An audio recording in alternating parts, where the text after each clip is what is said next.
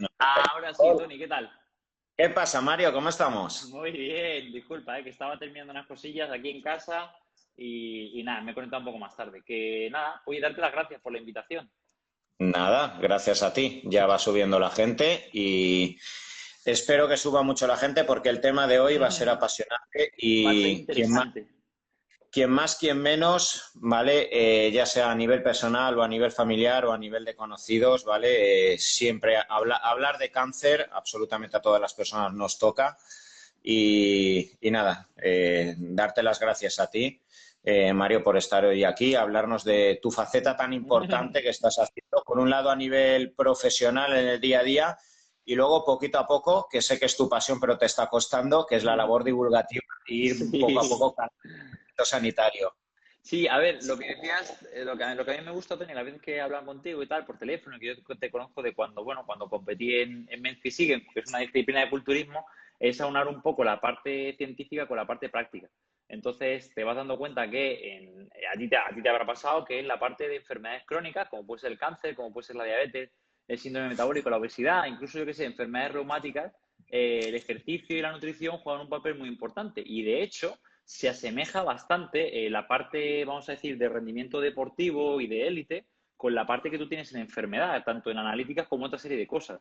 Entonces, me gusta mucho el perfil que tienes tú y, de hecho, algún paciente tenemos en común, como Marta, que la he recomendado porque considero que trabajáis muy bien esa parte de terapia metabólica y de terapia, de la parte nutricional, de suplementación y otra serie de terapias que no son alternativas, que tienen un montón de evidencia científica. La gente se cree que esto es chamanismo y no, hay mucha evidencia científica en ejercicio, nutrición y suplementación. Y la idea aquí es debatir y hablar un poco de la importancia que tienen estos tratamientos y estas terapias en una enfermedad como es el cáncer, que lamentablemente nos va a tocar a vivir a muchos, aunque no lo queramos. Entonces, nada, te doy las gracias. Así que, Tony, si quieres, puedes empezar o lanzando la pregunta o Claro. hablando. Claro, pues bueno, lo primero que voy a hacer para todos los que nos estáis viendo, ¿vale? Para mis seguidores, seguro que habrá muchos que conocéis a Mario, pero bueno, os pongo un poco en contexto. Siempre os he dicho, y muchos que conocéis mi historia como médico y cómo he crecido mucho como médico, sabéis que soy un apasionado del mundo del fisioculturismo. Yo no lo he Sí. practicado como tal, pero como médico y además desde mi infancia, porque he tenido muchísimos amigos que cuando estudiaba en la universidad me pedían consejos de cómo comer, cómo suplementarse, etcétera, ¿vale? Y luego pues es algo que me ha apasionado como médico en cuanto a investigación y como bien decía Mario, alrededor del rendimiento deportivo Claro. surge muchísima información paralela que se puede desplazar a patologías de todo ámbito, patologías metabólicas, diabetes, cáncer, etcétera. Y el fisioculturismo, yo siempre lo digo y lo repito hasta la saciedad, ha sido para mí una cuna de conocimiento, ha sido un máster y a partir de ahí he conocido a muchísimos profesionales y es ahí donde conocí a Mario. Mario era competidor de fisioculturismo de una pues bueno, de Men's Physique, ¿vale? Que es Sí. una modalidad que muchos de vosotros la conoceréis, ¿vale? En la cual salen con bermudas, con un aspecto pues físico modelado, no con tanto volumen como el que normalmente adquiere un culturista. Y yo creo que, pues bueno, Mario, si no me corriges, yo creo que al igual tú, no sé exactamente cuál es tu carrera, la especialidad que tú tuviste, pero el culturismo estoy seguro que en mayor o menor medida también te ayudó muchísimo a Sí, abrir tus paradigmas mentales, tu forma de sí, ver el deporte, tu forma sí. de De ver la modificar salud. lo que te a la Z y de ahí trasladarlo al abordaje de patologías y hasta el cáncer. Digo, fíjate, unir el fisioculturismo con el cáncer, pero es así. Sí, a ver, lo que tú decías, o sea, mi carrera de profesión, yo soy fisioterapeuta y soy licenciado en ciencias del deporte. Hice la doble titulación en la europea. Y luego a partir de ahí empecé, pues en el campo me gustó mucho el tema de la composición corporal, la parte estética y demás. Cuando terminé de competir, ya evidentemente tienes que hacer algo con tu vida, eso te dedica mucho tiempo, te absorbe mucho, tú lo sabes, te vuelve loco. Y me di cuenta que en enfermedades crónicas y en concreto en cáncer, que se puede hablar de un montón de aspectos, ahí tiene una característica muy particular, que los pacientes tienen una tendencia a perder masa muscular y a perder función muscular. Y cuando empiezas a leer literatura científica te vas dando cuenta que esa pérdida de masa muscular no es solamente estética, sino que tiene un componente metabólico y un componente de salud muy importante. ¿Y quiénes son los capos o los expertos o los que más saben de cómo trabajar, desarrollar y mejorar la función muscular? Pues la gente que viene del deporte de alto rendimiento y en concreto generalmente del powerlifting o del culturismo. Entonces digo, oye, ¿por qué no extrapolar estos conocimientos que yo he adquirido no solamente a base de leer y estudiar, sino a base de experimentar y los trasladamos a este tipo de población clínica que es que no lo hacen por un tema estética, lo tienen que hacer por salud. Y en algunos casos, y esto ya lo sabemos, se les va la vida en ello. O sea, del 20 al 40% de los pacientes de cáncer terminan falleciendo por lo que se denomina una caquexia, que es una falta de masa muscular extrema y un síndrome multiorgánico que le lleva ya lamentablemente al fallecimiento. Entonces, joder, si tú tienes la capacidad de entender el problema, si tú tienes la capacidad de intervenir en el problema, lo que tienes que hacer es formarte en aspectos médicos de clínica, de fisiopatología y de pruebas diagnósticas y la parte de oncología, pero tú mejor que nadie eres la persona indicada para ayudar a esta gente a mejorar su salud. Entonces, para mí fue un punto de inflexión. O sea, fue decir, oye, mira, yo puedo unar los conocimientos de fisiología y de ejercicio, de entrenamiento de fuerza y de composición corporal que a mí me han gustado y los he experimentado y los puedo aplicar en este sector de la población que lo necesita más que nadie. Entonces, por eso entré en ese campo relacionado con el tema del cáncer, ¿no? Y al final te vas dando cuenta que la masa muscular no solamente es un tema estético, sino como tú también lo sabes y lo divulgas con los pacientes, que es un tema metabólico y tiene un montón de funciones mucho más allá de verte mejor o peor, sino una función endocrina. Entonces, en el paciente oncológico ya te digo que por la evidencia científica que hay, cada vez hay más, es fundamental para no solo mejorar la calidad de vida, sino aumentar la supervivencia y reducir la toxicidad de las propias terapias que dan a los pacientes, que son bastante potentes. Y bueno, ¿cómo te metiste aquí? O sea, ¿cómo realmente? Porque yo sinceramente eres el único profesional que conozco que se ha especializado en el entrenamiento única y exclusivamente dirigido al paciente oncológico. ¿Cómo realmente te metes? Pues esto fue, sí, esto fue, Tony, yo justo cuando estuve trabajando en una clínica de medicina preventiva, bueno, se hacían una serie de valoraciones. Yo hacía el DEXA, hacía la prueba de esfuerzo, hacía la antropometría, la bioimpedancia, bueno, hacías todo un poco, pasaba las analíticas y coincidió que llegó una paciente oncológica, ¿vale? Bueno, llegó y a mí me propusieron rehabilitar la cadera, porque venía por una osteosíntesis de cadera que yo en ese momento dije, bueno, una cadera, pero el problema era derivado de la medicación, los corticoides, tenía una metástasis en el isquio y bueno, tenía muchas cosas. Y ahí me llamó la atención la complejidad que tenía la enfermedad y que yo podía aportar algo. Dio la casualidad de que la mujer se lo tomó en serio, tenía un mal pronóstico, de hecho, al cabo de los años falleció, pero en ese momento puntual que yo la cogí, esos meses, mejoró mucho. Y claro, como mejoró mucho y yo vi que yo tenía un impacto con mi terapia o con mi propuesta de ejercicio sobre su salud y su calidad de vida, dije, oye, esto me gusta. ¿Por qué no hay nadie? Me intenté formar. En España no había nadie en ese momento. Miré en irme a Australia, pero era un ambiente bastante hostil. Digo, me voy allí, vuelvo aquí. Tampoco voy a sacar mucho más que conocimiento, que el conocimiento lo puedes adquirir a base de leer. Entras en PubMed, empiezas a leer y empiezas a sacar conocimiento y lo que necesitas es experiencia práctica. Y ya poco a poco pues vas trabajando con más pacientes, te vas dando a conocer, las redes ayudan bastante y empieza a trabajar con este perfil de población que es bastante peculiar y bastante complejo. No solamente que sea complejo por el tema de la propia enfermedad, que es muy compleja y todo lo que va alrededor de la farmacología, los ensayos clínicos, la inmunoterapia y tal, sino porque evidentemente el contexto psicológico del paciente es muy complejo y tú lo sabes. Entonces, ahí me empezó a picar el gusanillo y empecé a trabajar más y más con ese perfil de paciente donde ya los últimos, llevo aproximadamente 7 años trabajando con personas con cáncer, con diferentes tipos de cáncer, sobre todo mama es lo que más veo porque tiene la mayor incidencia y prevalencia, pero la verdad que vas acumulando una experiencia que eso es lo que realmente te da valor como profesional, no tanto la literatura, lo que hablo muchas veces contigo, ¿no? Que tú has visto cosas que en un paper con una muestra de 500 personas no se va a ver.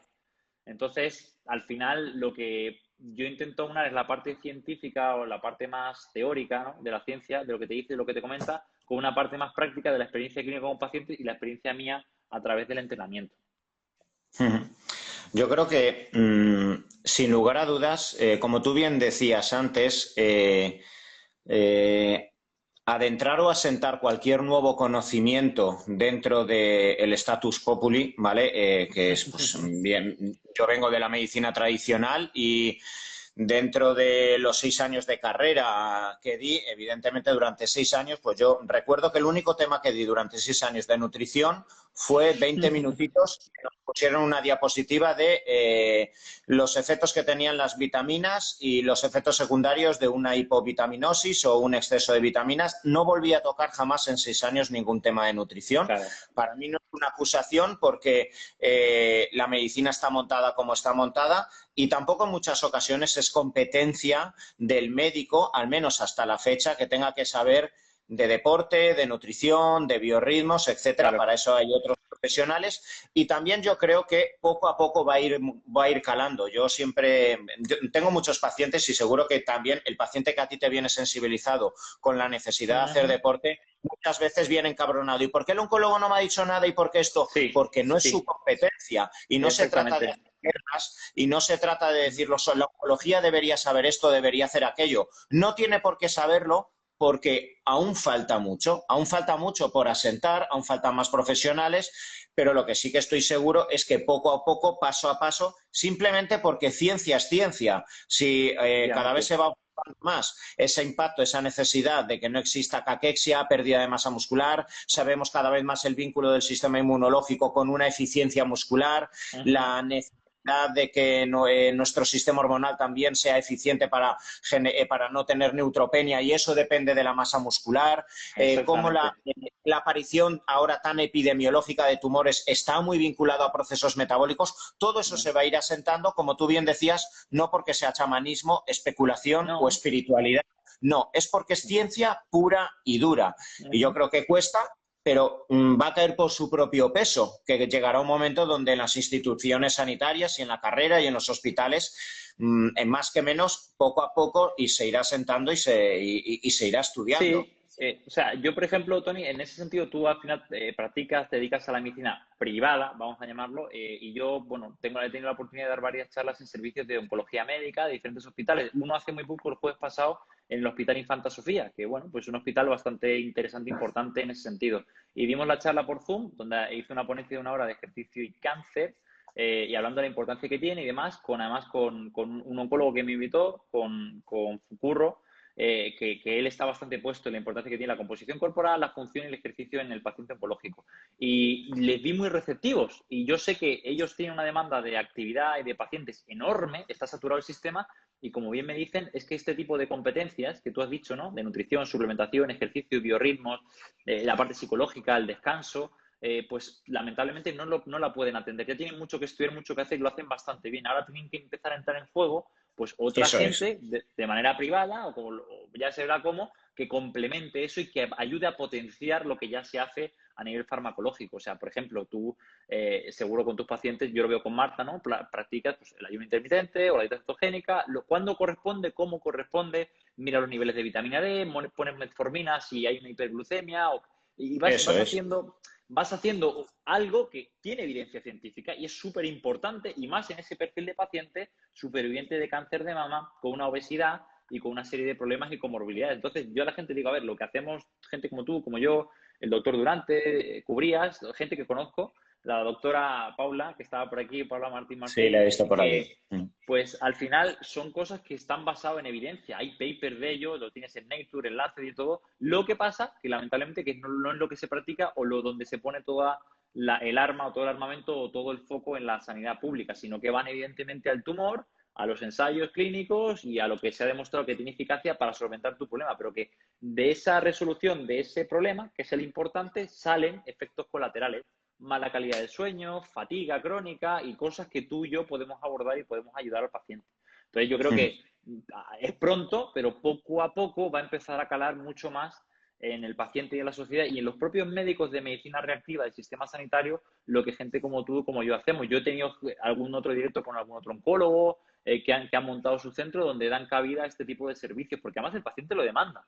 Yo al principio me creí, Claro. ¿quién va a querer hacer ejercicio por salud a nivel de oncología con la fatiga que tienen los tratamientos, la ansiedad que genera, malestar, vómitos, bueno, un montón de problemas que genera y al final te vas dando cuenta que sí que hay gente que quiere invertir su tiempo, su esfuerzo, su dinero en mejorar su salud y su calidad de vida y lo hay, y a ti te pasa y a mí me pasa. Vayamos adentrándonos y vamos a ir tocando ya puntos teórico-prácticos, hablando de esa prevención, ¿vale? Prevención y hablando de la evidencia, hay algo muy evidente que desde hace 100 años se ha disparado epidemiológicamente Sí. los procesos oncológicos. A principios del siglo XX prácticamente era inexistente los procesos tumorales, es que prácticamente no existían y actualmente pues ya sabemos pues que prácticamente ya están rozando a la par la mortalidad de cáncer con la mortalidad de enfermedades cardiovasculares. Está prácticamente y, ¿vale? Y acabará, pues bueno, acabará disparándose aún más, muchísimo más a nivel epidemiológico. Y si observamos simplemente cómo en los últimos 50 años el aumento de la diabetes tipo 2, el aumento de todas las patologías que giran alrededor del síndrome metabólico, hipertensión, alteraciones del perfil lipídico, alteraciones del ácido úrico, hígado graso, obesidad, las propias enfermedades cardiovasculares que están íntimamente ligadas con ese síndrome metabólico. Entonces, y cuando además, no simplemente de forma observacional, que muchas veces sabemos el problema que pueden existir con muchos estudios observacionales, decimos, hay más tasa de cáncer en personas con obesidad. No, es que cuando estudiamos fisiológicamente, y esto tú lo has estudiado de forma súper íntima, ¿vale? Las rutas moleculares que se encuentran asociadas a la obesidad, a la diabetes tipo 2, a la inflamación crónica de bajo grado, es que son prácticamente las mismas rutas que se encuentran expresadas en los procesos tumorales. Entonces, volvemos a lo mismo. Aquí no hay especulación, aquí hay ciencia pura y aquí cuando observas cómo se están expresando determinados factores angiogénicos, cómo se están expresando las rutas mTOR, cómo se apagan las rutas AMPK, cómo la IGF-1 se dispara, que también está en la diabetes, todos estos procesos son paralelos. No es casualidad que en los últimos 50 años que ha aumentado la obesidad, la diabetes tipo 2 y todos los procesos que giran en torno a la resistencia a la insulina hayan ido paralelos al aumento de los procesos oncológicos. Y de ahí que esa composición corporal, mantenerla, es vital como mecanismo de prevención a nivel tumoral.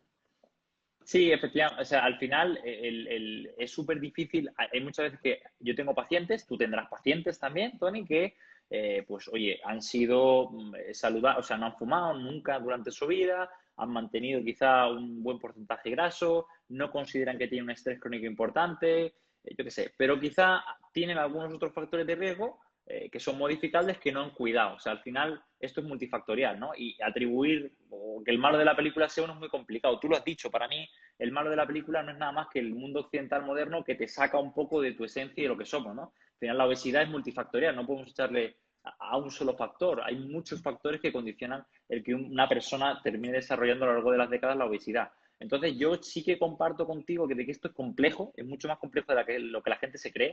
No es decir, no, el malo es este, o son los ultraprocesados, o es esto otro. Hay muchos factores que hay que abordar.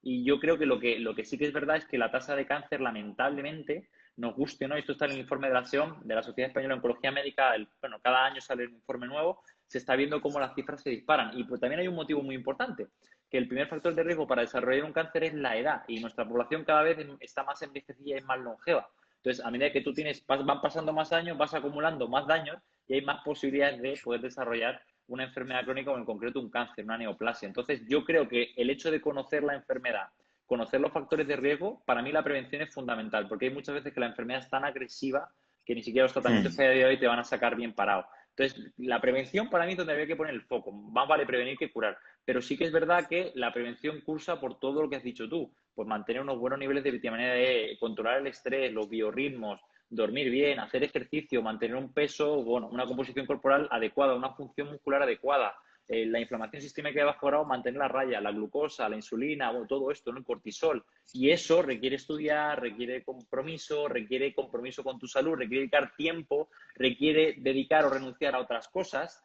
Y eso es complicado. Entonces, sí que sería interesante ahora abordar un poco, no los factores de riesgo, pero lo que haces tú en clínica y lo que hago yo para que la gente también sepa cómo trabajamos. Fíjate que importante, pues bueno, como tú bien dices, es estar leyendo constantemente, viendo estudios y tener la capacidad relativamente de extraer la información desde la fisiología que te está enseñando el estudio para paralelamente luego poder extraer otras herramientas. Hace unos años, me acuerdo, salió un estudio hablando de los beneficios, bueno, y en los últimos años cada vez salen más estudios alrededor de la metformina. De hecho, Sí, incluso pues hay muchísimos en longevidad también. gerontólogos y hay Sí, gerontólogos, etcétera, que lo dan como una de las pastillas junto a la aspirina y combos que se hacen, ¿vale? sí, sí, Como sí. antienvejecimiento, etcétera. Pero salió hace unos años un estudio, creo que una muestra de más de 20.000 personas, ¿vale? Que se había hecho de forma retroactiva, ¿vale? Un estudio que en los últimos 25 años pacientes diabéticos tipo 2, más de 20.000 personas, habían tenido una incidencia, pero muchísimo, muchísimo Más menor, alto, de dos sí. tipos de cánceres específicamente, cáncer de colon y cáncer de mama, que quizás son dos de los tumores que más específicamente se han observado que están vinculados con el metabolismo. Entonces, claro, de forma sensacionalista se dice, la metformina previene el cáncer de mama y Sí. el cáncer de colon. Y es así. Y tú veías molecularmente por qué eso ocurría, era porque te mejora la sensibilidad a la La insulina, insulina. favorece la expresión de la ruta AMPK, inhibiendo la mTOR, bajando los niveles de IGF-1, pero es que todo eso lo hace el deporte. O Sí, sea, sí, sí.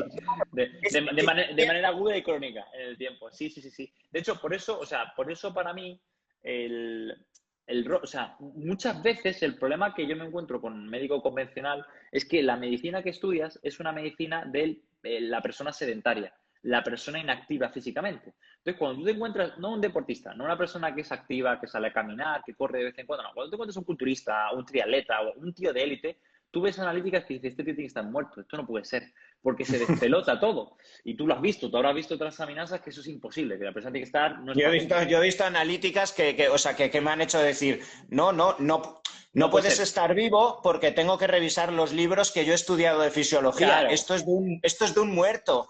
claro. Entonces, cuando tú ves que el cuerpo es capaz de adaptarse y tolerar ese estrés físico, ese estrés metabólico, y luego además recuperarse o mejorar ciertos parámetros analíticos con ejercicio, con nutrición y tal, tú te das cuenta que algo estamos haciendo no bien del todo. Entonces, pongo un ejemplo muy sencillo, ¿vale? Si la caquexia y la sarcopenia es un problema gordo, donde si hay una pérdida de masa muscular y tú sabes, yo sé que la testosterona es una hormona anabólica que va a ayudar al sujeto y le va a prevenir eso y le va a dar otra serie de beneficios, digo, ¿por qué no se utiliza un testogel o un parche de testo o una inyección para ayudar y soportar al paciente mientras va recibiendo su quimioterapia? Y además, en cánceres que no son hormonodependientes. Digo, ¿por qué no se Eso hace? es. Por desconocimiento, por miedo, que el miedo viene infundado por un desconocimiento. ¿Por qué no se hace, no? O, por ejemplo, si el sujeto tiene bajos niveles de vitamina D, ¿por qué no se prescribe cuando tiene una función a nivel del tejido muscular importantísimo del sistema inmune? Entonces, poco a poco, claro, yo creo que esto va a ir avanzando. Lo mismo pasa con el ejercicio, ¿no? O sea, resulta que la caquexia y la pérdida de función muscular es súper importante y no se prescribe entrenamiento de fuerza, te mandan a andar. Y el paciente pierde hueso y en vez de, pues eso, el entrenamiento de fuerza, te mandan a nadar. Entonces, muchas veces yo creo que lo que has visto tú en rendimiento y lo que he visto yo también en rendimiento te ayuda a entender un poco la fisiopatología porque son los dos extremos. O sea, mTOR, Claro. AMPK también lo ves en el alto rendimiento y lo ves en cáncer o en obesidad o en síndrome metabólico. Entonces, yo sí que comparto que lo que has experimentado tú o lo que he experimentado yo, que yo no solamente lo he experimentado en el sentido de entrenar, competir, sino que yo en mi periodo ese me evalué, pues analizador de gases, hand grip, me hacía densitometría con el DEXA, me lo medía yo, iba viendo cómo fluctuaba la composición corporal y tal, y vas aprendiendo un poco con tu experiencia práctica y clínica y compartiendo con otros compañeros. Y esa experiencia a ti en tu caso te permite seguramente abordar mucho mejor fuera de la parte farmacológica de quimio, radio y inmunoterapia y lo que tenga que ser terapias dirigidas a un paciente mejor que un médico convencional, porque tú has visto el otro extremo y has visto hasta dónde se puede llegar. Exacto. Y eso es súper importante. O sea, yo tengo pacientes que me dicen, no, claro, es que el médico me ha dicho que gane masa muscular y yo veo el programa de ejercicio, no tiene un plan nutricional, ni suplementación, ni farmacología. Y digo, pues tú, si ganas 5 kilos de masa muscular es un milagro, porque a mí me lleva un año. O sea, que sí, es un milagro de Dios. Entonces, yo creo que eso tiene que empezar a entrar en juego porque, como bien te digo, es importante. Porque es que el paciente oncológico, que lamentablemente yo no lo quería ver, se termina en un largo plazo muriendo y corto plazo. Entonces, si no hacemos nada y no optimizamos el proceso, el paciente lamentablemente no pierde calidad, pierde su vida.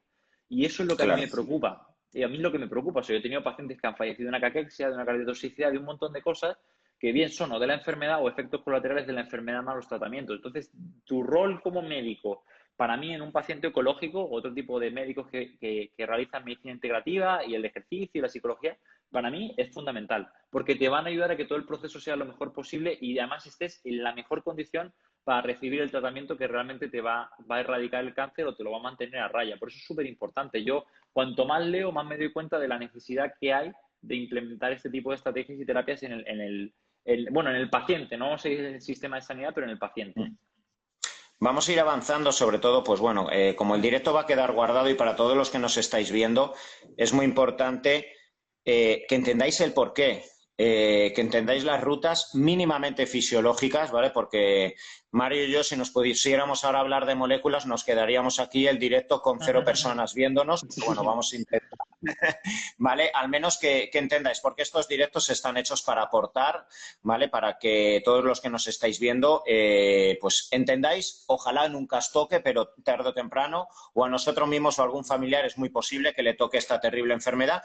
Y el conocimiento es poder. Y cuando uno conoce, ¿cuántas veces habrás visto tú, Mario, que un paciente al que le explicas las cosas de repente es como que abre los ojos y de forma ilusionada, como un niño, dice, o sea, que hay esperanza, ¿vale? Pero Sí. lo peor para un paciente oncológico es decir, voy a la quimio, no sé ni qué me ponen, no me explican nada, ese paciente Sí, vida.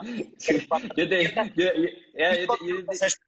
Con dibujitos y es que el paciente se ilusiona. Sí. No, y además, otra cosa que al final entiende mejor lo que le está pasando y no se fustiga ni se echa la culpa. O sea, por ejemplo, paciente que tiene corticoides, ¿no? Yo que sé, dexametasona, lo que le pongan.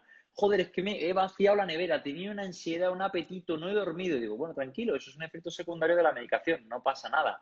Ah, joder, menos mal, tal. Entonces, y el paciente empieza a entender y empieza a ser parte proactiva del proceso y además se quita culpa, ¿no? O cuando tiene fatiga o sofocos o se pierde la regla. Es que yo me he encontrado, y a ti te habrá pasado cosas de que por tiempo, por logística o por lo que sea, que el paciente no le han contado nada. O sea, ni efectos Eso secundarios es. que va a tener, ni lo que es normal, lo que no es normal. Y al final, pues tienes una persona que sí, va a su quimio, va a su médico, recibe todo el protocolo, pero no sabe realmente por qué está haciendo esto, Eso cuáles son los es. efectos secundarios, ni cómo le puede poner solución. Por tanto, para mí la información es poder, te empodera. Eso es. Entonces, para todos los que nos estáis leyendo y viendo, evidentemente cuando aparece el cáncer hay que poner toda la carne en el asador, pero lo ideal sería la prevención, Sí. ¿vale? Entonces, a nivel teórico y bueno, realmente, como bien ha dicho Mario, el cáncer es un proceso multifactorial. Tenemos, por un lado, los factores genéticos, tenemos una serie de oncogenes, son genes que se encuentran en nuestro núcleo genético, que normalmente los podemos tener de forma congénita, los podemos haber heredado, pero de forma epigenética, es decir, en función de si fumas, en función de los tóxicos a los que te expongas, en función de múltiples circunstancias que vayan a ocurrir en tu vida, esos oncogenes van a expresarse y van a O a empezar a reprimirse. generar una replicación constante y la célula adquiere lo que se denomina un fenotipo inmortal, ¿vale? Ya no puede generar la apoptosis, que es la muerte inducida, y ese tumor pequeñito empieza a crecer, a expandirse, a hacer metástasis, hasta que acaba generando, pues luego ya, pues finalmente la muerte. ¿Qué ocurre? De forma sesgada y reduccionista, y así ocurría en los años 70, cuando, por ejemplo, en Estados Unidos, en la era Nixon, hubo un aporte económico a la sanidad de Estados Unidos para intentar establecer el mapeo genético de cuáles eran los oncogenes que daban lugar a cáncer, con la esperanza de que una vez ya supiéramos cuáles son ¿Cuáles los son? genes malos, ya se acaba el cáncer. ¿Qué ocurrió? 20 No. años después ya estaba todo el mapeo genético y habían 10 veces más de tasa de cáncer. Y todas las quimioterapias que venían detrás supuestamente deberían ir dirigidas o deberíamos saber cómo anular esos oncogenes. Y cada vez hay más cáncer. ¿Eso quiere decir que la teoría de los oncogenes es falsa? Por supuesto que no. Que no. Es al 100% verídica. Pero tenemos que hablar de el resto de áreas que están influyendo para que esos oncogenes en una persona se exprese y en otra persona no se exprese. ¿Eso de qué depende? Del ambiente. Y conforme más estamos descubriendo fisiológicamente y molecularmente diferentes rutas que existen para el funcionamiento metabólico del proceso tumoral, cada vez estamos descubriendo más que el cáncer tiene unas características metabólicas muy específicas, entre ellas que suelen estar muy asociadas a la resistencia periférica a la insulina. El cáncer es la célula tumoral es una célula que pierde la capacidad de oxidar la glucosa, de lo que se denomina la fosforilación oxidativa, que es un proceso que se genera en la mitocondria, que es el orgánulo que tenemos dentro de nuestra célula que se encarga de oxidar, de usar el oxígeno para producir energía. La mitocondria no funciona bien en la célula tumoral y empieza a producir ATP, energía, sin capacidad para oxidar la glucosa. Entonces, en la célula tumoral empieza a usar 20 veces más rápido la glucosa que una célula no tumoral. Eso se produce en un contexto de resistencia a la insulina. Por eso, muchos de vosotros, alguna vez que hayáis tenido algún conocido que se ha hecho un cáncer, habréis escuchado lo que es la técnica, el PET-TAC. ¿El PET-TAC en qué consiste? Te introducen glucosa radiactiva y allí donde nosotros vemos en la pantallita zonas que están iluminadas, eso se llaman zonas hipermetabólicas. Zonas hipermetabólicas porque en esas zonas hay focos de células que están consumiendo 20, 30 y 40 veces más rápido que una célula normal el azúcar. La célula tumoral se ha hecho una ávida consumidora de azúcar con tal de obtener la energía que necesita para replicarse tan rápidamente. Y esto se produce en un contexto de resistencia a la insulina. Fijaos hasta qué punto, o sea, la insulina es una hormona anabólica, es la hormona más anabólica que existe. Por eso se ha descubierto que muchísimos pacientes oncológicos, cuando tienen la insulina alta y sobre todo la IGF-1, que se denomina factor similar a la insulina, se dispara la incidencia de tumores. Y el tumor está visto que libera moléculas, citoquinas, que generan resistencia a la insulina. ¿Por qué? Porque quiere que toda el azúcar y toda la glucosa vaya a las células tumorales y quitarlas del resto del cuerpo. Con esto, ¿qué os quiero decir? Que si una persona tiene más masa muscular, más receptores periféricos sensibles a la insulina, eso no significa que no vayamos a tener cáncer, pero estamos previniendo el terreno que se necesita para la génesis de una célula tumoral. ¿Vale? Eso es lo que os quiero decir, que habrá un factor, un contexto muy importante, no para que no vaya a existir tumor, ojo, no tergiverséis, pero sí para que no se genere un terreno biológico. Y eso dependerá, sí, de qué comemos, de meter aminoácidos, pero sobre todo, y ojo, no solo de hacer ejercicio, sino ejercicio aislado muscular, que es lo que tampoco en muchas ocasiones, aquí también está el kit de la cuestión, se logra entender, Mario. Sí, a ver, lo has explicado muy bien. Al final tú has comentado el efecto Warburg. De hecho, a Otto Warburg le dieron un Nobel, si mal no recuerdo, por su descubrimiento, ¿no? Al final de todo el microambiente tumoral y todo esto. Y es verdad, yo comparto la idea tuya, que es verdad que la teoría genética de esa mutación de esos genes no lo explica todo, porque al final, como has dicho tú, los genes se activan o se reprimen en función también del ambioma y el exposoma a lo que tú te expones y del ambiente. Y en función de eso, pues puedes activar uno o reprimir otro. De hecho, hay un artículo muy bonito que leí el otro día que habla de cómo las pacientes que tienen un BRCA1 o 2 positivo no tienen por qué desarrollar un cáncer a lo largo de su vida. Tienen más riesgo, pero tener más riesgo no quiere decir que lo vayas a desarrollar. El cáncer es una enfermedad genética, pero no hereditaria. Si tu madre ha tenido cáncer, tú no tienes por qué tenerlo, porque al final esos genes, como has dicho tú, se reprimen o se activan en función de diferentes factores que tienen que ver mucho con tu estilo de vida y con tus hábitos. De hecho, la gran mayoría de cánceres tienen que ver con tus hábitos y no con aspectos genéticos puros y duros. Ahora, el problema que hay muchas veces es que si tú entiendes lo que has explicado tú del contexto de la enfermedad y de lo que es el tumor y el cáncer, es mucho más fácil abordarlo, es mucho más fácil entenderlo. En este caso había una entrevista súper bonita con Íñigo San Millán, que es médico y del grupo creo que es del UAE Emirates, que es el que ha ganado el Tour de Francia hace poco y tal, y él trabaja con élite, ciclismo de élite, y trabaja con personas con cáncer, y investiga en cáncer, porque entiende muy bien el concepto metabólico, el lactato, piruvato, o sea, todo el entramado ahí metabólico que tienen bastante relación en alto rendimiento con el tema de cáncer y con patología. Ya ha publicado en cáncer. Y de hecho hay una entrevista muy bonita en la revista de FISAC con él, donde habla un poco de que el cáncer deberíamos recuperar un poco esa teoría metabólica y no atribuirla tanto a los genes y a los principios y a las características que describieron Hahn y Wimber en el año 2000, que cuáles son las características que tiene toda célula tumoral. Y yo coincido contigo que además de esto hay varios artículos, incluso algunos en Nature, que hablan de cómo la inflamación es silente, es como el padre de todas las enfermedades crónicas, ¿no? Desde la cardiovascular, resistencia a la insulina y en este caso el cáncer. Entonces, tú tienes la capacidad de atacar todo eso y reprimir esas rutas moleculares que te pueden desencadenar el cáncer en un momento puntual, pues son súper importantes. Y el trabajo de fuerza, como has dicho tú, metabólico, muscular, también de alta intensidad anaeróbico, esto lo cuenta, lo explica muy bien Adrián de FISAC, dice, al final esto es una batalla. Tu célula tumoral quiere glucosa, pero tu músculo también quiere glucosa y extrae glucosa. Entonces, a ver quién gana. Si lo tienes muy entrenado, puede que le pueda hacer daño a nivel metabólico. Y de hecho, hay otra cosa muy curiosa que yo he hablado con Nuria Rodríguez, que es oncóloga de La Paz, que fíjate tú la pequeña o poca incidencia que hay de tumores en tejido muscular, siendo un tejido que es súper abundante en el organismo.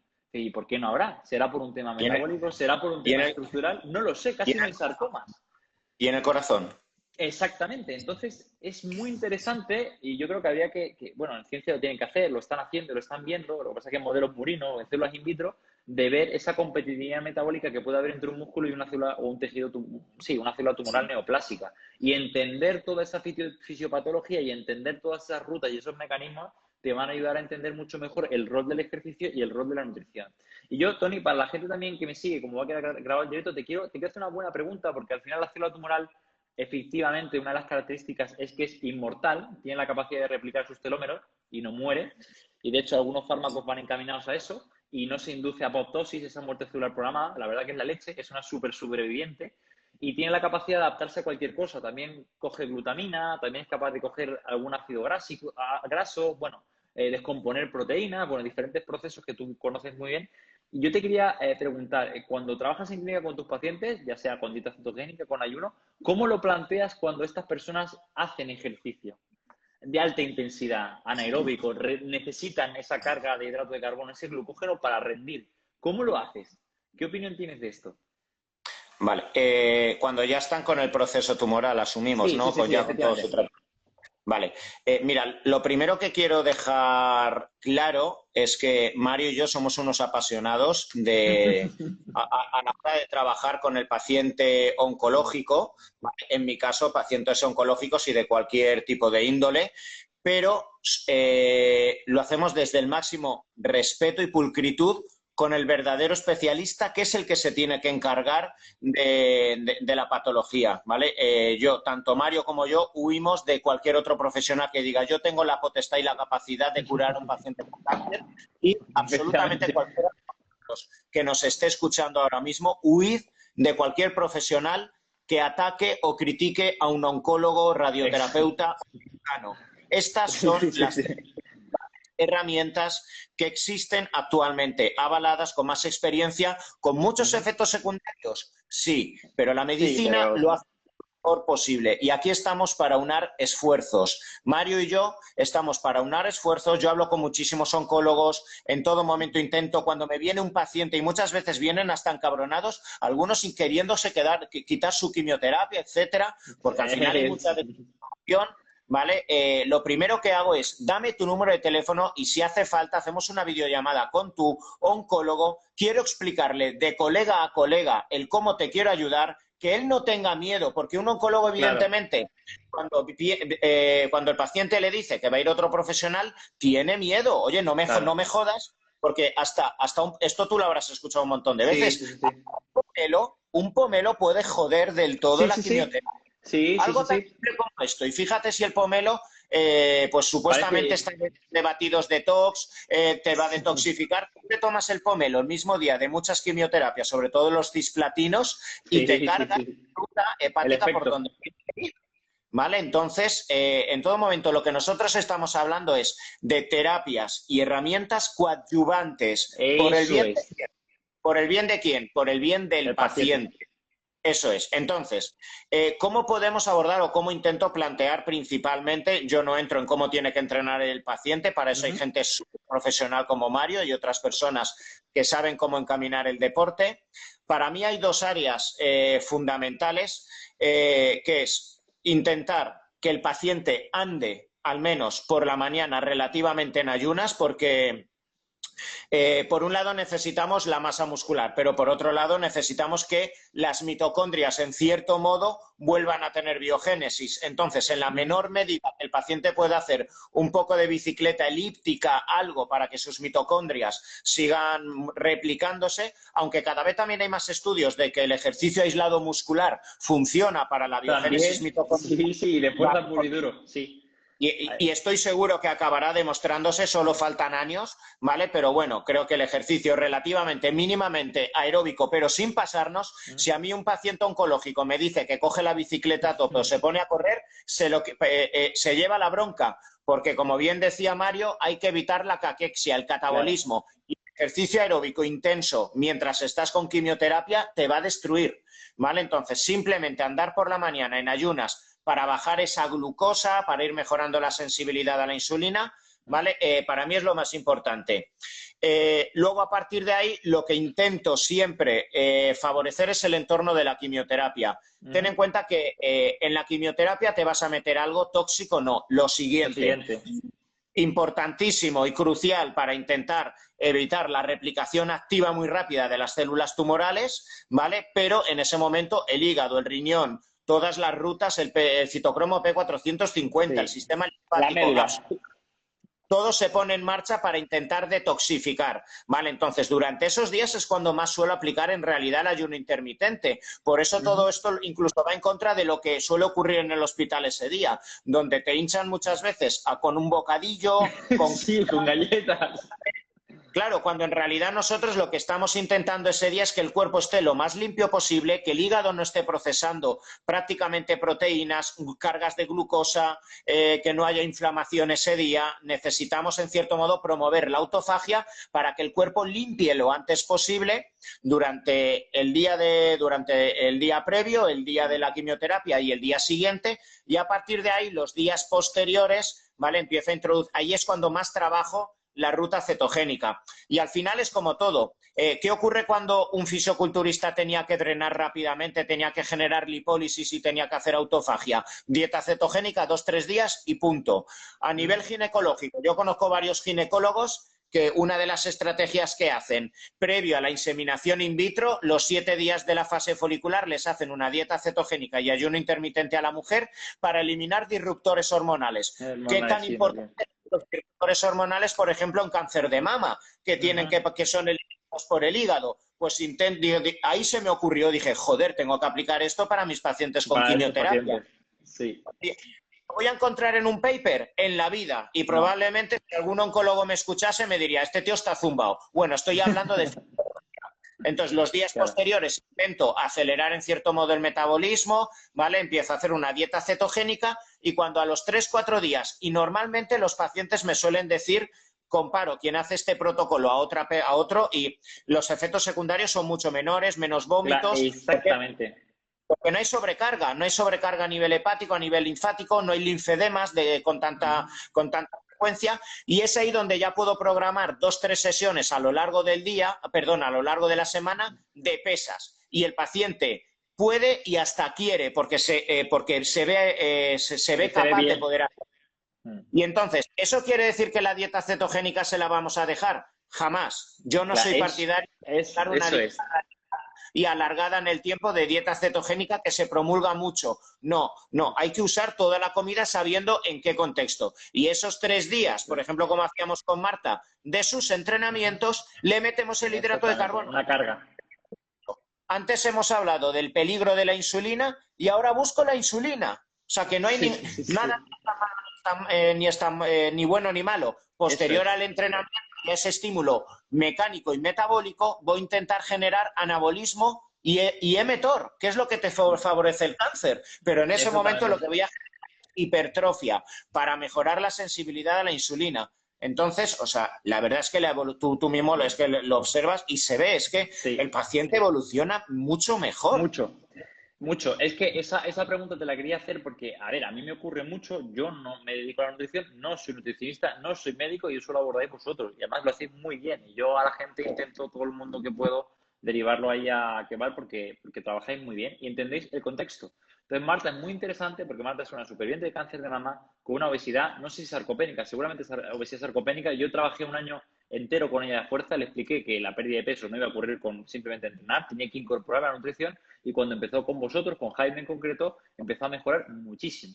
Y Marta tiene, aparte de una dieta cetogénica y un ayuno moderado, tiene pues luego cargas de hidratos de carbono, hay veces que es cetogénica, hay veces que no, ha regulado su glucosa en ayunas, seguramente regula y terminéis de quitarle el fármaco para la tensión arterial y se va encontrando mejor y ha perdido casi 20 kilos, pues justo fue que el confinamiento tuvisteis, creo, la primera entrevista y la primera consulta. O sea que la pérdida de peso y mejora de composición corporal empezó a ocurrir ahí. Y es súper interesante porque ella dices, anda, pero ¿cómo es posible que haya ganado masa muscular y perdido tanto tejido adiposo con un ayuno o con una cetosis? Porque no es un ayuno radical o una dieta cetogénica radical, tiene sus altos y sus bajos, como en todo. Entonces, y allí pasa lo mismo, y dices, joder, ¿cómo es posible que tú quieras insulina en un paciente oncológico? Sí, la quiero en momentos concretos y en otros momentos no la quiero, ¿no? Depende de los contextos. Esto es como, ¿cómo es posible que la interleuquina 6 sea anti o proinflamatoria? Es que depende del contexto.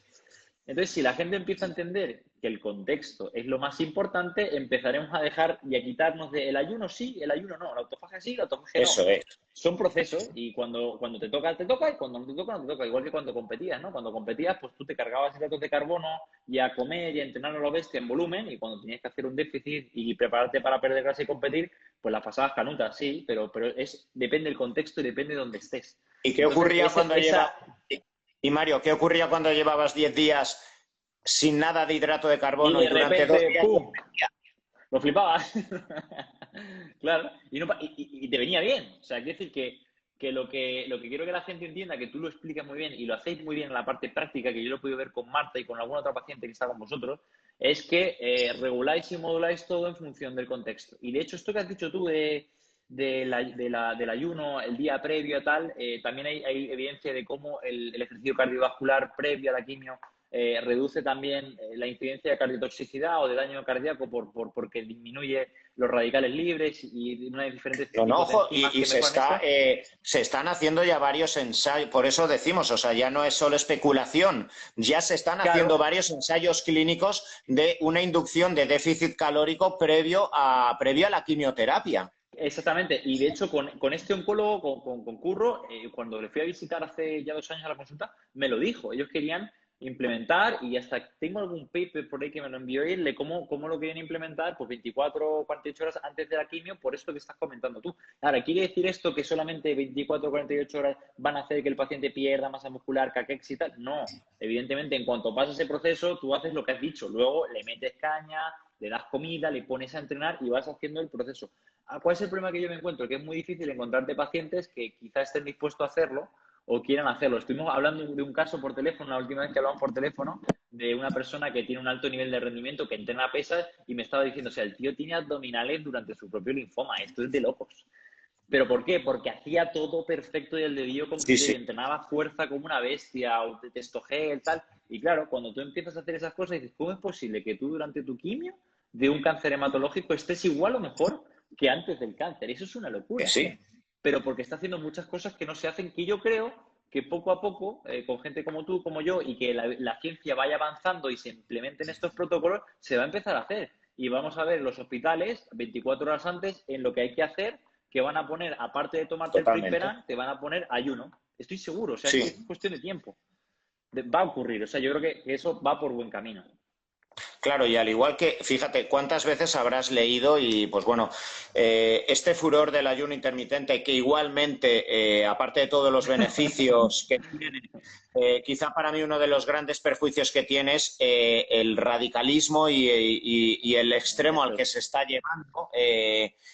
Pero bueno, una de las cosas que se le atribuye también un poco de forma sesgada, ¿vale? Porque bueno, este premio Nobel que se concedió pues bueno, a los japoneses que hablaron de la Sí, sí, autofagia sí. en el La autofagia. 16, no era como tal, ellos hablaron de las rutas autofágicas que se desarrollan, etcétera, pero no era en sí hablando del ayuno intermitente y a partir Claro, de ahí se ha extrapolado todo.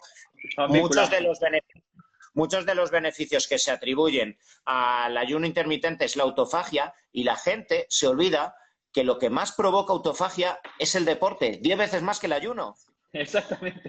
Eso siempre lo digo y lo cuenta muchas veces Ismael Galancho, y digo, joder, si es que al final, a ver, está bien atribuir propiedades a los diferentes sistemas o a las diferentes estrategias nutricionales, nunca está de más, pero al final son muchos los beneficios y el ejercicio, muchos de los beneficios que promueve la dieta, el ejercicio también los promueve y muchos beneficios que promueve el ejercicio, la dieta no va a ser capaz de promoverlo como la mejor de la función muscular o la propia biogénesis mitocondrial. Tú necesitas ese ejercicio intenso, necesitas una serie de rutas moleculares y de actividad.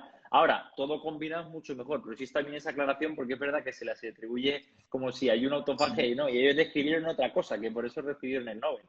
Pero es súper interesante esa visión que tienes tú, que a mí me gusta mucho de que no te radicalizas con una estrategia nutricional o con otra, que evidentemente eso vende más, es más popular y va a llegar a más gente, sí, pero al final el paciente oncológico, a ti lo que te preocupa es el paciente y que no se le vaya de madre el ayuno, ni tampoco se le vaya de madre que se va a enfermar de carbohidratos y va a entrenar 40, va a hacer 80 kilómetros todos los días de bici a alta intensidad. Primero, porque seguramente no pueda, y si puede, seguramente no sea lo mejor.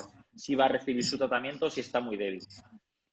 Fíjate, Mario, y esto tú también lo habrás observado, aparte del gran problema que tiene el paciente oncológico, evidentemente con su cáncer de mama, de colon, de pulmón, de próstata, con lo que venga, uno de los grandísimos problemas son las comorbilidades con las que suelen tener, ¿vale? Casi siempre el paciente, como bien hemos dicho, en muchas ocasiones puede tener obesidad, puede ser cardiópata, puede tener hipertensión, etcétera.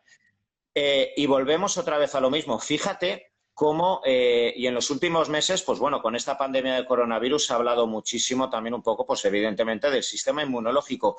Pero Sí. es que cuando analizas de nuevo otra vez íntimamente, antes has hablado de cómo cada vez también se está observando más que alrededor del proceso tumoral existe un entorno inflamatorio crónico de bajo grado, una alta liberación de especies reactivas de oxígeno, el organismo se encuentra muy inflamado y las mismas moléculas que se observan a nivel de citoquinas del sistema inmunológico correlacionadas con la diabetes, correlacionadas con el síndrome metabólico, correlacionadas con el cáncer, es que son las mismas que se ha observado que dan lugar a la tormenta de citoquinas que ha generado De mortalidad en el el COVID. coronavirus. Sí. Ferritina por las nubes, proteína TNF-alfa. C reactiva, las mismas moléculas. ¿Creemos que es casualidad que tantas patologías aparentemente desvinculadas las unas de las otras están azotando cada vez más a la sociedad? Que no, Exactamente. que no podemos. La ciencia debe avanzar y cada vez debemos encontrar, sin lugar a dudas, medicamentos que vayan justo al receptor, al gen y a la molécula que tiene que ir. Pero no podemos perder de vista que el cuerpo son cientos de millones de células interrelacionadas entre sí, las unas de las otras, y cuando empezamos a estudiar de forma sesgada, el científico tiene que hacer lo que tiene que hacer, que es lo que decíamos antes, el oncólogo. Tienes este cáncer, tienes este gen y te voy a dar la mejor quimioterapia, pero debemos de abrir la mente lo suficiente como para Sí. saber que no es casualidad que el obeso es el que más muere en coronavirus, que no es casualidad que el cardiópata también, no es casualidad Sí, que el sí, obeso sí, sí, sí, sí. tiene, que no es casualidad todo esto. Y hay Exactamente. mucho caldo de cultivo, ¿vale? Con el deporte, con la alimentación y principios activos naturales que pueden ayudar no solo en cáncer, sino a esas comorbilidades que, como tú bien decías, el 40% de las muertes de cáncer no son por cáncer, son por comorbilidades. Y de hecho, la primera causa de muerte en el superviviente de cáncer de mama no es el cáncer ni la progresión del cáncer en sí, sino es la enfermedad cardiovascular, que está íntimamente relacionado con seguramente el suceso del cáncer. Lo que pasa es que tú coges a una mujer premenopáusica, tiene un cáncer, le induces a la menopausia, le quitas estrógeno, gana peso graso, tejido adiposo visceral, se inflama, resistencia a la insulina, bla, bla, bla, placa ateroma, infarto, muere. Ha muerto del cáncer, no, de la enfermedad cardiovascular, pero el origen del cáncer y la enfermedad cardiovascular es común. Pasa que viene 40 años con restricción a la insulina, con hipotiroidismo subclínico, con sobrepeso, pero que poco a poco se va incrementando, o sea, se va incrementando y es verdad que al final la causa, y yo estudiándolo en el máster de la SEM y hablando con más gente, cuando lees papers digo, coño, si el TNF-alfa sale en todas las papers, y la restricción a la insulina también, y la hemoglobina glicosilada igual, y vas viendo que los orígenes de las diferentes enfermedades crónicas son comunes. Por eso yo sí que comparto contigo del tema de ejercicio bien hecho, nutrición bien hecha, suplementación bien hecha, nutracéuticos y diferentes tipos de terapias como terapia de reemplazo hormonal. Lo que pasa es que sí que le digo a la gente, y eso es importante, y tú también lo has aclarado, que acudas a gente, a profesionales. a gente que de verdad estudie la materia, te lo pueda explicar y te lo pueda fundamentar, ¿vale? Porque luego también es verdad que de todo esto sale mucho chamanismo y hay mucha gente que se beneficia de ello. Y ese es el Claro, problema. luego pagamos el pato tú y yo. Claro, claro, claro. Y además hay que decir una cosa que es muy importante, que ninguna estrategia, tanto nutricional como de ejercicio, esto yo siempre se lo digo al paciente, va a erradicar la enfermedad. Que haya un case report de un paciente con un linfoma que con un tipo de dieta tal erradicó la enfermedad, puede que la dieta haya ayudado, puede que la enfermedad haya remitido de manera espontánea o lo que sea. Pero no quiero que con el directo digamos, no, es que claro, con ejercicio y con tal prevengo y trato todo. No, no, no. O sea, para algo está la medicina, están los fármacos, están los quimioterápicos, están... Esto es adyuvante, te va a ayudar a mejorar tu calidad de vida, a prevenir mejor la enfermedad y en caso de tenerla, a llevarla e intentar superarla de mejor manera. Ujú. Fíjate, has hablado antes del cáncer de mama y bueno, de estas comorbilidades y que en muchas ocasiones, y volvemos a lo mismo, no hay recursos suficientes como para a nivel hospitalario se pueda hacer cargo el oncólogo, el Uh -huh. radioterapeuta, el médico interno de todo el resto de áreas que en muchas ocasiones surgen como consecuencia del tumor, como consecuencia de la quimioterapia, etcétera. Pero ¿cuántas veces, esto lo hablábamos el otro día, la importancia de ese componente emocional Es tan súper vital, importante. ¿vale? Pero y volvemos a lo mismo, el oncólogo suficiente tiene con ver a 20 pacientes al día como para involucrarse. No es que desde fuera muchas veces, cuántas veces yo he escuchado, por desgracia, de pacientes, es que ni me mira a los ojos, es que Ya, no sé cuánto. No puede, no ¿vale? O sea, puede. no, o sea, también necesitamos la empatía suficiente, ¿vale? Con el profesional oncológico, que se le mueren muchos pacientes, que no es grato verlo trabajar diariamente con todo esto, que suficientes estragos tiene que llevar por dentro, ¿vale? Pero evidentemente, o sea, el área emocional es vital. Y, por ejemplo, Uh -huh. una mujer, como tú bien has dicho, de 37 años, cáncer de Sí, mama, que se le induzca una menopausia, o sea, los estragos que ocurren a partir de ahí, son ¿vale? horrorosos. Va a perder todo el estrógeno. De la noche a la mañana se le empieza a caer el pelo, se le empieza a quedar Mm. seco, empieza a envejecer prematuramente, no tiene líbido y es una mujer joven. Con un hombre y con unas relaciones sexuales que tenían Sí. perfectas hasta la fecha y de la noche a la mañana se autoobliga a tener deseo sexual cuando como tiene una deprivación hormonal Mm. no puede, no desea ni quiere tener relaciones sexuales, pero tiene miedo a perder su hombre. La de veces que mujeres con cáncer de mama se me han desplomado Sí, diciéndome, sí, sí, dame sí, algo sí. para la libido. Pero es que me quedan 5 años de tratamiento Tratamiento, en los cuales tamoxifen, progesterona. Y además, cuando tengo relaciones sexuales, me duele me muchísimo porque duele. no tengo lubricante.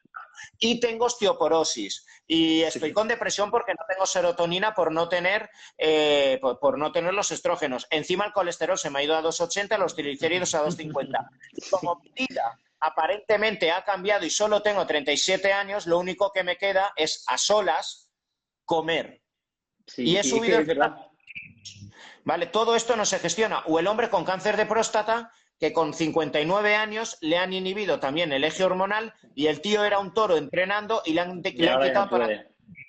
Y ahora, no hay erección que ya brilla por su ausencia, no hay capacidad muscular para enfrentarme al deporte, lloro ante cualquier película y no lo Sí, puedo sí, evitar, eso es ¿vale? verdad. Y todo eso, o sea, hay mucho más, hay muchísimo Sí, más que no se está tratando y donde el deporte puede hacer mucho. El componente social. psicoemocional, la Mm. elevación de dopamina, regulación de neurotransmisores, la reclutación neuromuscular, todo esto ayuda muchísimo al componente emocional. Sí, sí, de hecho hay una serie, o sea, yo siempre descompongo, ¿no? Entre efectos secundarios relacionados con la supervivencia, la enfermedad, que tiene un impacto muy grande sobre la salud del paciente, pero luego al final el paciente realmente viene por otras cosas. O sea, el paciente que acude tanto a mí muchas veces como a ti, pues no está pensando tanto en la osteoporosis, no sabe ni qué tiene osteoporosis ni qué es eso, pero sí se encuentra cansado, sí tiene malas relaciones sexuales, sí pierde líbido, sí tiene fatiga, sí tiene dolores y realmente eso que te está condicionando tu calidad de vida, que de cara al oncólogo le importa, no le importa porque está pendiente de los biomarcadores, los índices tumorales y el TAC y ver si se reduce la enfermedad, pues el pobre no tiene tiempo y es cuando aparece gente como tú, como yo, que aparte de un rol profesional en la parte técnica, también te toca escuchar y empatizar y sensibilizar y esa parte es súper importante. De hecho, yo a los alumnos les digo, mira, lo que hay que aprender, más que todo el tema de las analíticas y tal, es a escuchar. Si el paciente te va a decir todo lo que necesita, eso que has dicho tú cuando has escrito 37 años, yo tengo un montón de pacientes así y es horror. Y además, otra cosa también muy importante, si encima quería ser madre, la has matado. Pues ya no puede. Y ya después Claro. del cáncer y los 5 años de terapia de privación hormonal, a ver si se puede quedar embarazada, si no, ya tiene 40 y tantos. O sea, y si esas cosas tú lo ves de fuera y es como, es irrelevante. Pues para esa mujer es lo más relevante. Y seguramente Ojo, entra en depresión por eso. ojo, pero es que es lo que tú dices. El cáncer es una enfermedad tan silenciosa donde el paciente guarda tanto sus sentimientos, sus palabras, que cuántas veces me he escuchado, si ya lo sé, doctor, que yo no me debería, encima que me he curado del cáncer, que no es justo que yo me preocupe en mi cabello, que no es justo que me preocupe en estar guapa. Hay sentimiento de culpa por querer Sí, vivir, por cuidarte. por ser feliz, porque con lo que está pasando, que sé que es injusto, ¿qué pensará usted de mí? O sea, Ya, sí. No, y la gente que tienes tú o que tengo yo es gente que no se conforma con lo que tiene, quiere estar mejor. O sea, quiere estar mejor, quiere quitar sus dolores, quiere mejorar su sueño, quiere quitarse o mejorar los sofocos, quiere ver si combate esa osteoporosis, o sea, realmente, yo siempre lo digo, la gente con la que termino y puedo trabajar, como que lo he hablado contigo alguna vez, pues Marta es otro rollo. Marta es otro rollo, es otro rollo. O sea, digo, pero esta mujer tiene una obesidad que alucinas cuando llegó. Si el entrenamiento simplemente de subir las escaleras del metro estaba reventada, lleva luchando con esa obesidad años, tiene resistencia a la insulina, ha tenido un pedazo de cáncer que alucinas, el hombro hecho una mierda, o sea, mil cosas, y la mujer sigue ahí, y hace la dieta, y entrena, y sigue, y sigue. Y digo, esta mujer lo normal es que en 5 o 10 años haya mejorado su salud y esté mejor de salud después del cáncer que antes del cáncer. Por sin eso duda, sin duda. que yo sí que creo que hay mucha gente que demanda el servicio y que quiere estar mejor. Es que lo sé, porque además se puede. Requiere tiempo, requiere esfuerzo, requiere educación, sí, pero se puede. Y al final tú tienes casos también de éxito y yo por mi parte también. Y cuando ya combinas las dos terapias, mucho, mucho, mucho mejor. Pero vamos, yo coincido contigo en que la gente no tiene que ser tan conformista y creo que se puede llegar a estar muy bien después de la enfermedad. Tengo gente joven, un chico, Iván, de cáncer de testículo, que es una pasada. O sea, el otro día se hizo 60 kilómetros con la bici, hace intervalos de alta intensidad y dice, Mario, me encuentro genial, me encuentro muy bien a pesar de recibir mi ciclo de quimio cada X días. Entonces yo creo que sí que se puede estar mejor. Hay que dedicarle tiempo, hay que dedicarle esfuerzo, hay que ser realista, pero yo creo que merece la pena hacer un esfuerzo para tú encontrarte y sentirte y verte mejor. Bueno, y Mario, antes me has hecho tú la pregunta y ahora te la traslado a ti. Te viene un paciente con cáncer, ¿y cómo gestionas ese ejercicio? ¿Cómo intentas aplicar, cómo intentas personalizar, Mira, individualizar? O para yo ti, lo primero, ¿cómo pueden gestionar o relativamente saber cómo sí, aplicar, individualizar el deporte?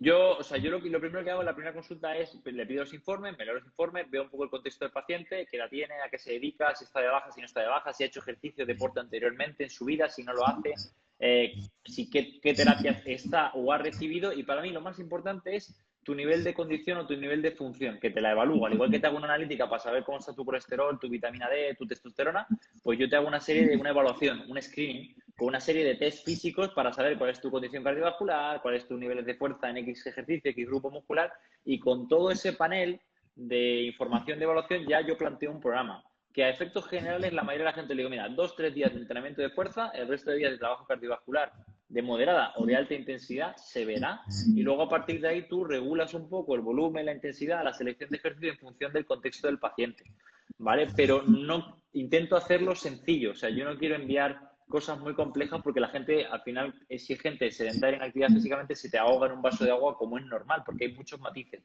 Pero yo, para recomendación general, para la gente que escuche 2-3 días de entrenamiento de fuerza, a ser posible que le den prioridad al tren inferior, que es donde más masa muscular hay, donde más función hay, y donde más se pierde con el paso del tiempo y de los corticoides, de la medicación, de la quimioterapia y de la fatiga.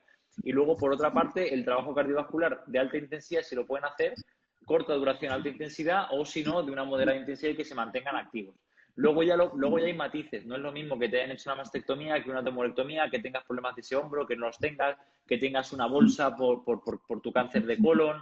Bueno, ya hay matices, pero en términos generales, oye, que entrenéis 2-3 días de entrenamiento de fuerza, si os lo pueden supervisar y guiar mejor, y luego el resto de días de semana que hagas algo de trabajo cardiovascular suave y que te mantengas activo, a grosso modo, ¿no? Esto es como si yo te pregunto, oye, Tony, ¿cómo intervienes tú con un paciente de cáncer? Pues claro, dependerá de la edad, el tipo de cáncer, yo qué sé, de un montón de cosas. Pero eso como a grosso modo. Y para mí lo más importante, que esto se lo digo a la gente, que me ha impactado mucho, es tu nivel de función. He tenido gente con un adenocarcinoma de estómago estadio 4 metastatizado, todo el peritoneo fatal, que está haciendo intervalos, pegando saltos y haciendo sentadillas con una de su peso corporal, y gente que tenía muchas comorbilidades y que venía muy mal con un cáncer pequeño, pues tumorectomía, tamoxifeno y 5 sesiones de radio, y que sin embargo no se pueden sentar levantando una silla. Por tanto, la enfermedad de tu diagnóstico no te condiciona, que eso es importante, ¿vale? Gente que tiene un diagnóstico muy chungo, oye, entrena muy bien y mejora un montón. Y gente con un diagnóstico muy sencillo, por lo que sea, su obesidad, su hipertensión y un montón de comorbilidades, la edad, artrosis, dolores, que no son de la enfermedad, les es muy complicado hacer ejercicio. A ti te habrá pasado. O sea, tú habrás tenido seguramente algún deportista con un diagnóstico no muy bueno, con una medicación a la tope, oye, y entrenando con un nivel de intensidad y rendimiento brutal. Sí, sí, no, totalmente.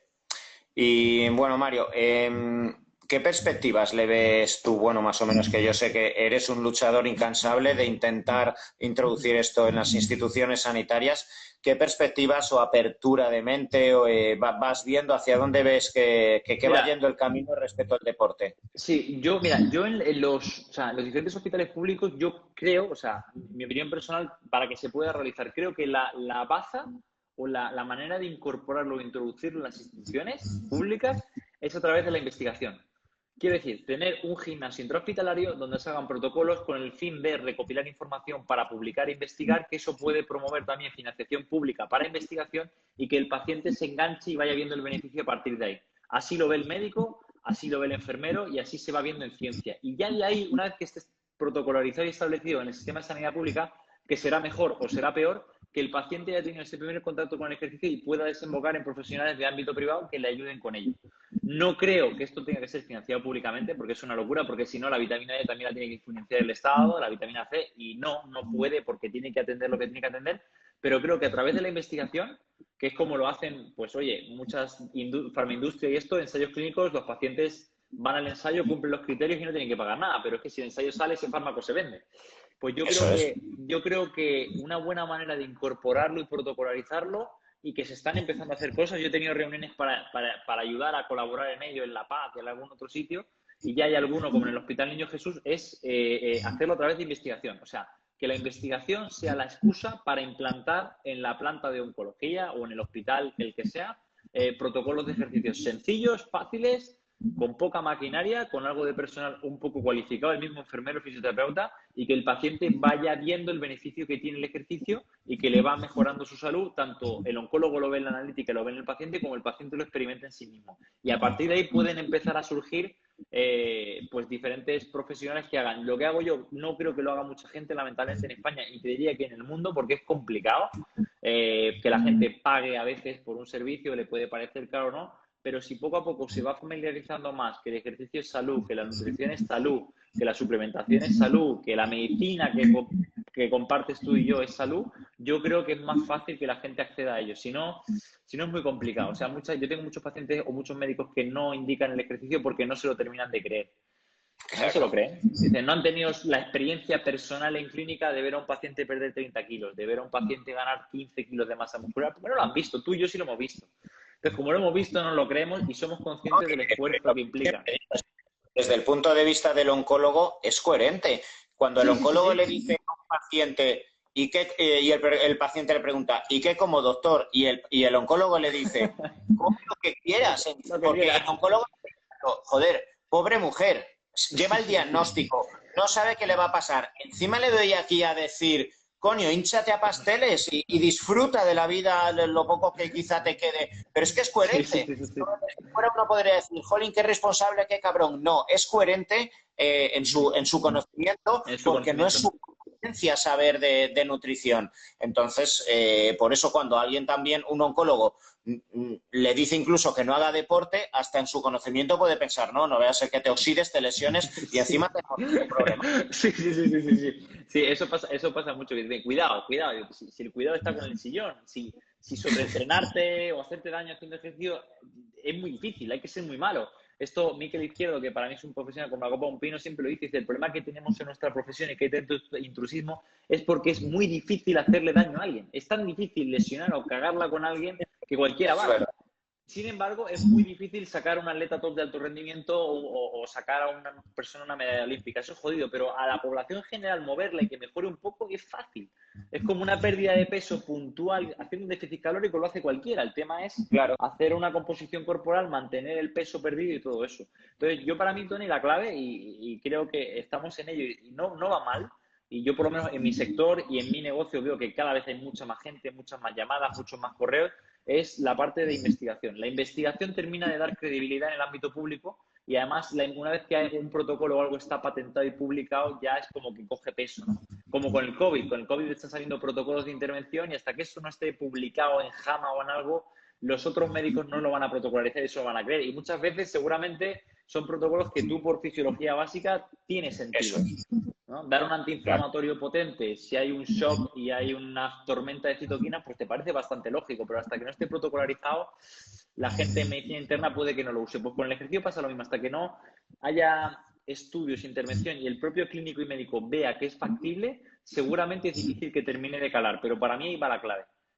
Hospitales con gimnasios intrahospitalarios públicos, de intervención, de financiación pública, con fines de investigación y que abra un poco la mente al médico y a la persona para que empiece a hacerlo de manera privada. Ahí está la clave. Totalmente. Bueno, pues ya llevamos 1 hora 10. La verdad que ha sido, un pedazo de charla que hemos tenido, ¿vale? Con un invitado estrella, ¿vale? Ya lo habéis visto todos, ¿vale? Es un pedazo de profesional.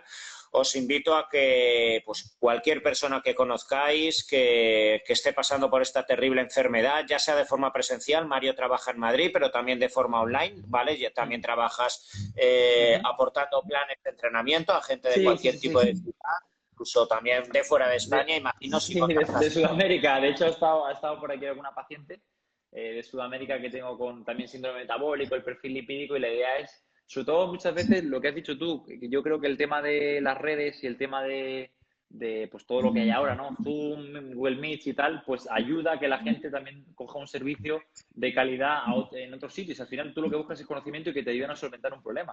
Yo, de hecho, creo que con el tema del COVID, antes no usaba tanto ni las redes ni el tema online y ahora ya cada vez funciona mejor. Y, de hecho, se consiguen muy buenos resultados si el paciente se implica y es autoeficiente y autodidacta, enviándole el planning y haciendo videollamada y ayudándole. O sea que nada, que cualquiera que quiera contratar, que lo haga sin ningún problema. Y Tony, darte las gracias porque mi idea, ya te dije, es, me tienes que dar el número de Katy, ¿no? Que es la secretaria. Porque mi idea es toda la gente que pueda y que quiere invertir también en tema nutricional y esto, pues creo que es un complemento enorme. Es que ejercicio y nutrición van de la mano. O sea, eso de, no, yo solo ejercicio, no, a ver, tienes que hacer las dos. Si no, no vas a potenciar el efecto. Así que nada, Tony, darte las gracias y la enhorabuena por el trabajo que haces. Pues nada, chicos, espero que hayáis disfrutado. El directo se va a quedar grabado para que o bien lo volváis a ver o bien se lo podáis recomendar a cualquier persona que esté pasando por esta enfermedad o algún familiar que, bueno, pues tanto Mario como yo hemos disfrutado muchísimo compartiendo, pero sobre todo aportando nuestro granito de arena para todas las personas que están pasando esta enfermedad y bueno, seguro que volveremos a tener dentro de un tiempo otro directo porque no paramos de aprender y de estudiar. Muchas gracias, Tony, que tenga buena noche. Un abrazo. Chao, chao. Buenas noches. Chao.